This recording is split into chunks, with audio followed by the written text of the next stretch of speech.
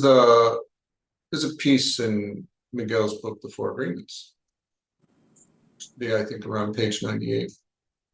It's like, so how do you stop taking things personally and really live these things? It's like, one, get awareness, because that takes you out of the story, out of the dreams, and you're not being dreamed by your mind, these characters. And then two, do an inventory of your beliefs, all these belief structures, and clean them up. Okay, and so that's the self-mastery course and the recapitulation course process, right? Because let's talk about why they do that. Why is our mind telling us, oh, if I go back and talk to this person, I have to do it perfectly. I have to have it all scripted to do it perfectly. Why is our mind saying, oh, I have to win this? Why is our mind saying, and with such fear, I've got to do this or else something bad will happen. I've got to be perfect, right?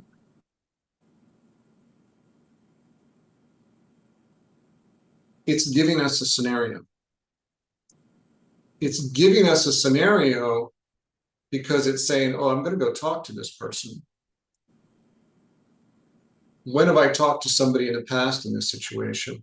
Oh, here's my catalog and all my history of when I've gone to talk to somebody.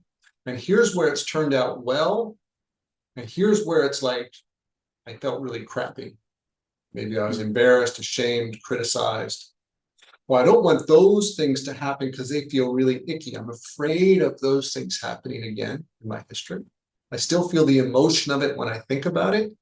I'm afraid that painful thing's going to happen again. And our chicken brain, with its simple solution, says, well, here's what I'm going to do to show up and be perfect and win so that I don't have these emotions I'm still feeling in my memory from the past. I'm afraid of feeling.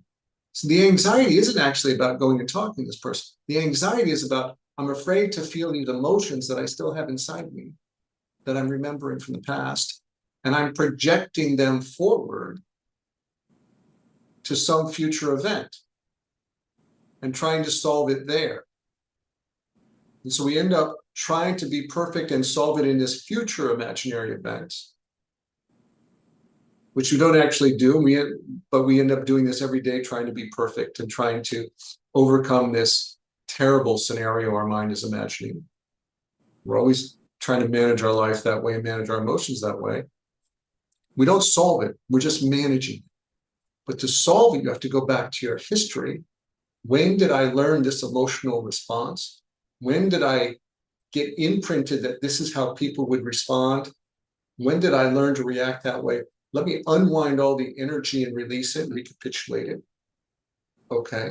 Dissolve the beliefs that are behind it, and then go forward with a different paradigm of what could happen in this situation, one that I'm not afraid of. So this is actually changing the programming in the autopilot of our unconscious belief system.